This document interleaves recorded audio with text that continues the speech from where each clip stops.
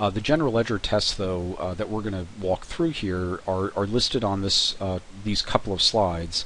And again, I'm going to try to do even a few more. But it's doing things like summarizing on the amount field, looking at items that are posted on a weekend, looking at items processing by day, month, and year, which we kind of did already, taking a look at items that are in the revenue accounts, journal entries that are 10,000, 100,000, million, items, journal entries that don't net to zero. And I'm hopeful to even show you many more than this as well as we go through it, going back to that original slide that we had a few minutes ago that shows more. But again, I just wanted to give you kind of an idea of what we're about to do. And just bear with me one more second. I'm just going to open up my general ledger data and we will get started here. So okay, so the general ledger, the three files are the general ledger, the distribution, and the payables. And I'm actually going to show you, I believe, all three data sets, even though we're talking about the general ledger. It was just that I couldn't really put all of the data into one, so we'll jump around a little bit. But with that said, I do want to walk through these tests with you and do our best to get through every one and more before jumping into power pivoting. Okay, well, you might be asking yourself, what is this round or not round column over here? What I've done here is I've added a if statement, and let's start with this one, the round dollar test. Now, the only problem with this is that this is based on the transaction itself. So we're going to show you how to do this in both a transaction level and then also at a journal entry level. So, is it round or not round? That's kind of the question. So the statement here, again, might be something that you want to copy down. And again, we will be posting all of this content up as videos on Audit Software Videos so that you can go back to this presentation and watch it over and over again. But basically, as you see this, you have the equal if function with the AND statement, and in that AND statement we're basically saying if the mod of that amount divided by 100 is equal to 0. Well, 100 at a transaction level might be good. Let's make it 1,000. So and what the mod will do is it'll divide. So let's kind of redo that over here. If I take equal mod and go over to this amount field and comma and put 1,000 in it, what does that come back with? Well, it comes back with 158.32 because that's our divisor. Let's come down here. The answer for this one is going to be 73.24. So what it does is it says, well, I'm going to divide this number by 1,000 and any remainder that's left over shows up. So this one will be 78.40. So in essence, what it's doing is dividing and showing that divisor. With that in mind, you want to basically say if it equals 0. So if I had 10,000 here, it's equal to 0. So now it's round. Basically, I'm then saying also, though, the problem with this test is if you have a 0 here, as another example, it will actually say not round, even though I guess it isn't really a round number, it's 0. But in essence, Excel doesn't understand the difference between a mod divided by 1,000 and 0. So I have to have that if and mod of that, and also where that value E2 does not equal 0. If all of that's true, it's round. If not, it is not round, and that's what gets placed here. Oops. Okay. So now that we have that column in there, let me just delete that stuff over here. Again, we can then insert a pivot table on that journal detail. And I can actually do a couple of things. I can go into my column labels here if I'd like, as just from that point of view. And what I wanted to do, and I guess maybe just do it by account number, and we can put that into the rows. And last but not least, we can kind of put the round or not round again into the values, and then that will create a count. So you can basically see, well, how many round items do I have to not round? And while the numbers are kind of interesting, let me go one step further and hit my value field settings and say show value field settings as the percentage of the row total. So not column total, but row total. So now we're basically going, oh, okay, for each account number that I have over here, how many are round and how many are not? And that's again useful. Like here's one where in this account 100% of it is round. That's interesting. Whereas a lot of other ones, you have 2%, 1%. Again, it may be interesting, maybe not to you to look at it from that perspective. Okay, so if I wanted to sort, I believe I can just click on that round item, hit the sort button, and I'm going to sort the by basically the account numbers by the count of round and not round in ascending order based on the values in the column round. So I meant to do it in a largest to smallest fashion. Hopefully that'll work. There we go. But again, it's doing it by account number, so that's probably not as useful because it's doing it more or less by account number. Again, that's probably not the best way for me to sort this. But anyway, I can go into maybe the more sort options. Let me just see here if I can say, no, I don't really have that option of doing it any other way. So, yep, maybe go to more options. No, okay. So this is going to be the best sorting that I can get on this pivot table. I'll have to kind of accept what I can do, get at this point. But again, this gives you that analysis of round versus not round. Now, you might be saying to yourself, though, that isn't as useful to me. And let me go back to this pivot table here. What I'm more interested in taking a look at is by journal entry, whether or not an item is round or not round. So what we could do here is a couple things. I mean, I'm going to bring in the total into this item here, and just to take it from that perspective for a second. I guess it's interesting to look at what's round and not round by journal entry. I mean, that might be kind of a useful way of doing it, but I'm actually going to take that completely out of the equation and just now have a summary total of debits and credits by journal entry number. Now, as I said, if I go Control-Shift the number 8 key, I can highlight that data, and I'm not going to go through this entire test because I don't want to spend the whole time doing this test here, but now that I have this data in this format, you notice how this one's round down here. What I can do is copy over the formula that we had here to here, and I can copy that down just by double clicking on that little bottom section here. And notice now by journal entry number we can now isolate which ones are round and not round. I can go one step further and make a pivot table out of this. I won't do it, but you kind of get the idea of where I'm going here. And that would be your way of finding all of these round dollar journal entries or not round dollar journal entries. So that was test number 1. I wanted to kind of get that going for you. Let me delete these columns. Go back to my pivot table. I'm just going to clean it out. I tend to do this every time. Maybe it's the wrong way to do it, but I just feel a little bit cleaner about managing it that way.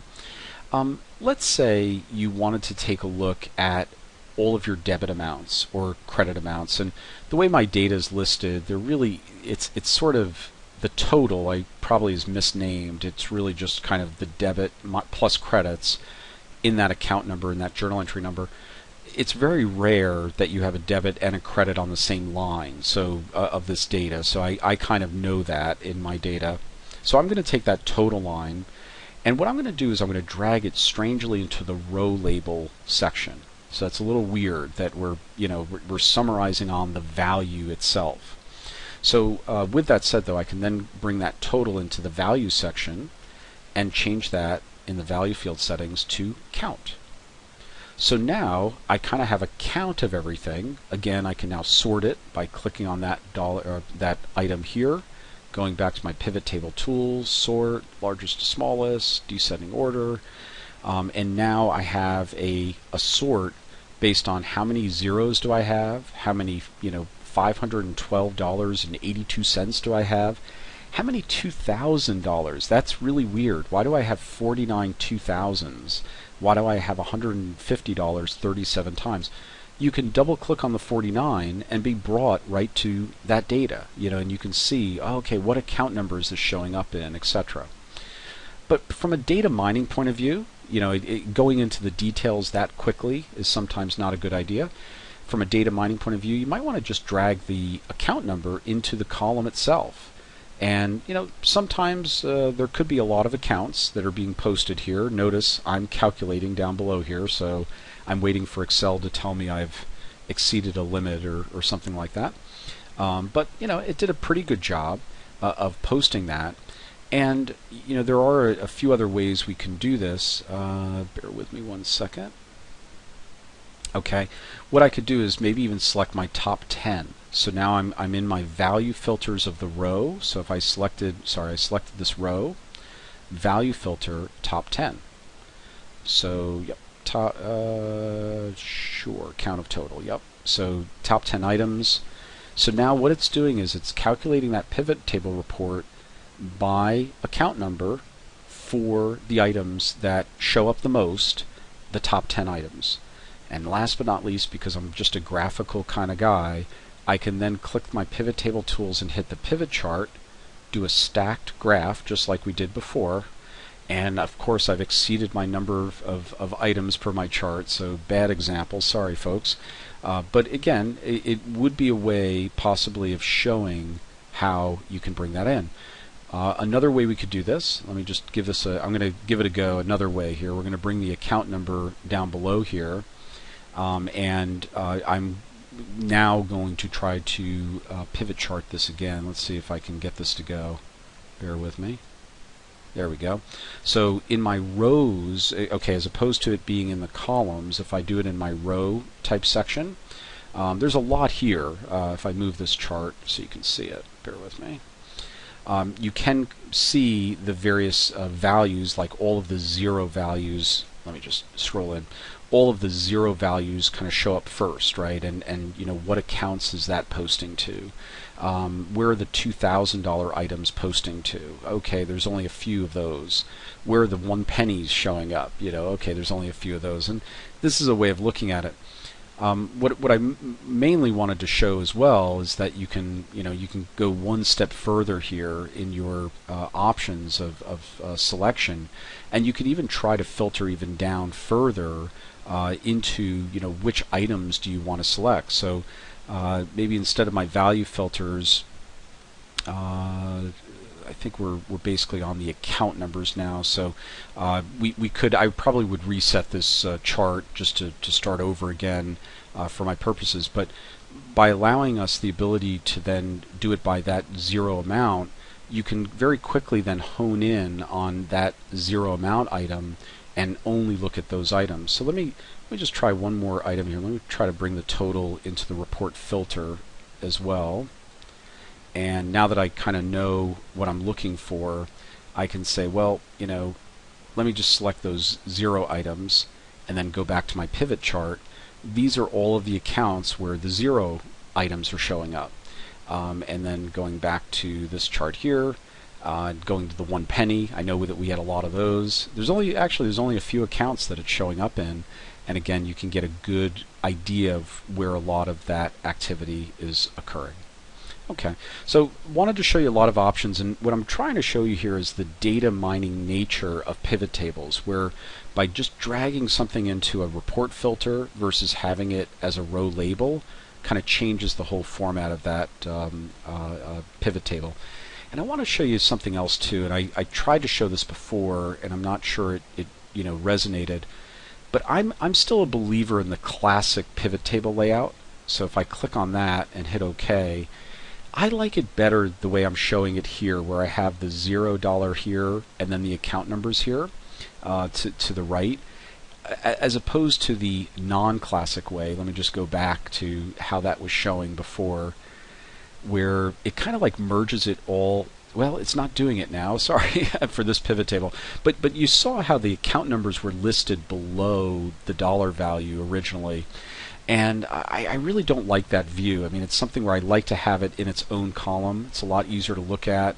I feel like even from a charting point of view, it's a lot easier to look at as well. So again, this is another view of that chart. Let's go back to our lists of tests. So now going on the weekend and holidays, I'm going to actually change over to a totally different schedule. This was the accounts payable data, which I've very quickly, I said before, we calculated a few columns on the right here, and I added a day of week column in here. So the day of week column is something that we've highlighted, and that's basically the weekday function within our Excel. And if I insert a pivot table based on this data now and bring in that day of week somewhere in here, there it is. This is we'll put it in the row label section. What's interesting is I don't have any, but the 1 and the 7 would be the weekdays or weekends. So the 2 through 6, so Sunday is a 1, Saturday is a 7, and 2 through 6 is the weekday. So that is the way that you can get your weekends and weekdays kind of posted. We've already done the summary by day, month, and year, and also kind of all of the grouping by dates, so there's no need to do that one again for our purposes. We've also talked about the round multiples. One last thing that I should try to show you, and let me just close down that table, and let me get rid of that chart, just because I know it was probably playing around with my my memory. What I've done here is I've created a pivot table, and just in the interest of time, I've created it where I've summarized by the journal entry number, and I have a summary of the debits and the credits, and I've added a calculated field, which I'm going to get rid of that field, just so you don't see it for a second here, and then we're going to basically add that field back. So the way to do it is to go to your fields, items, and set, add calculated field, and what you can do is say, well, debits minus credits, and that should be 0. And there are a few cases where it's not 0.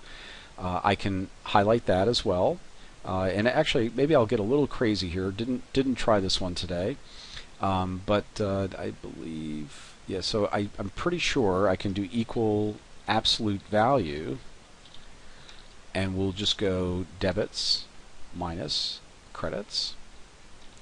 We'll add that field as well.